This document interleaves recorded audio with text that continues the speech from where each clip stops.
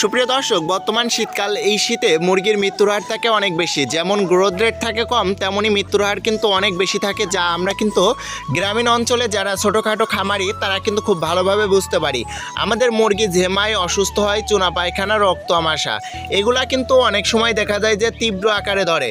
তো তারা কিন্তু অনেক সময় দেখা যায় যে অনেক দামি দামি ঔষধ কিন্তু খাওয়াতে পারে না, তবে কিছু ঘরোয়া টোটকা ব্যবহার করেই কিন্তু খামারে খুব সহজেই কিন্তু এই সমস্ত রোগবালাই কিন্তু নিরাময় করা সম্ভব। তো সেটি কিন্তু আজকের এই ভিডিওতে তুলে ধরবো। তো দেখেন, এই যে পাতা, এই পাতাটা কিন্তু আপনারা অনেকেই দেখে চিনতে পারছেন, এটা হচ্ছে পেঁপে গাছের পাতা। পেঁপে গাছের পাতার সম্পর্কে আজকে বিস্তারিত আপনাদের মাঝে তুলে ধরবো। অনেক সময় দেখা যায় যে পেঁপে গাছের পাতা অনেকেই অনেক রকম ব্যাখ্যা করে, কিন্তু আজকে আমি কিন্তু সঠিক নিয়মে ব্যাখ্যা করব, যেটা আপনারা জানলে খুব সুন্দরভাবেই বুঝতে পারবেন।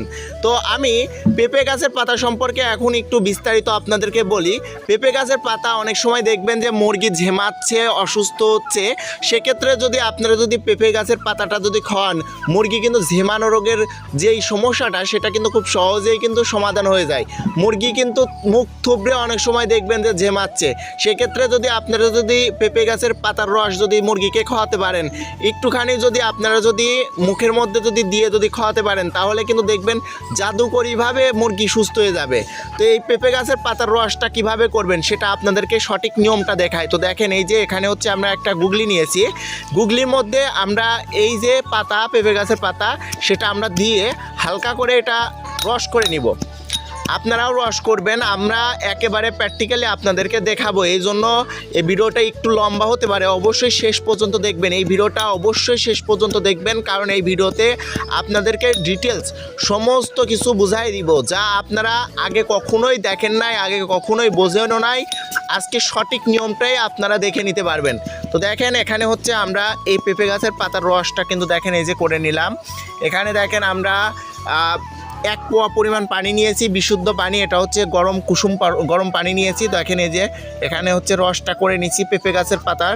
দেখেন এই যে এখানে হয়তো চিপলে এক চামচ মতো রস হবে। তো এই রসটুকু আমরা এই যে 1 পোয়া পরিমাণ পানি এখানে কিন্তু আমরা দিয়ে দিলাম। দেখেন এই পানির মধ্যে আমরা এই পেঁপে পাতার রসটুকু দিয়ে দিলাম। দেখেন একটা কালার চলে আসছে। তো এই যে পানি, এর পরবর্তীতে শুধু এটা খাওয়ালে কিন্তু হবে না, এর সঙ্গে অনেক সময় দেখবেন যে মুরগির যখন চুনা পায়খানা বা ঝেমাচ্ছে, ঝিম ধরে থাকতেছে, মুখ থুবড়ে বসে থাকে, তখন কিন্তু মুরগি কিন্তু ঠান্ডাও লাগে, ঠান্ডাজনিত সমস্যা কিন্তু এটার সঙ্গে থাকে। তো সেই সমাধানের জন্য আরেকটা জিনিস ব্যবহার করতে হবে, সেটা হচ্ছে আমার হাতে দেখতে পাচ্ছেন, এটা কিন্তু আপনারা দেখেই চিনতে পারছেন, এটা হচ্ছে রসুন। রসুনের উপকারিতা কিন্তু অনেক আছে। রসুনের উপকারিতা সম্পর্কে যদি আমি বলতে যাই, তাহলে কিন্তু ভিডিওটি অনেক লম্বা হয়ে যাবে। তো আমি সংক্ষিপ্তে এই ভিডিওটি বলবো, এই জন্য আপনাদেরকে রসুনের বিস্তারিত বলি। অনেক সময় দেখবেন যে মুরগি হা করে শ্বাস নিচ্ছে, অনেক সময় দেখবেন যে মুরগি গলায় শা শব্দ হচ্ছে, মুরগির যে মুখে টিপ দিলে হালকা পরিমাণ পানি বের হবে।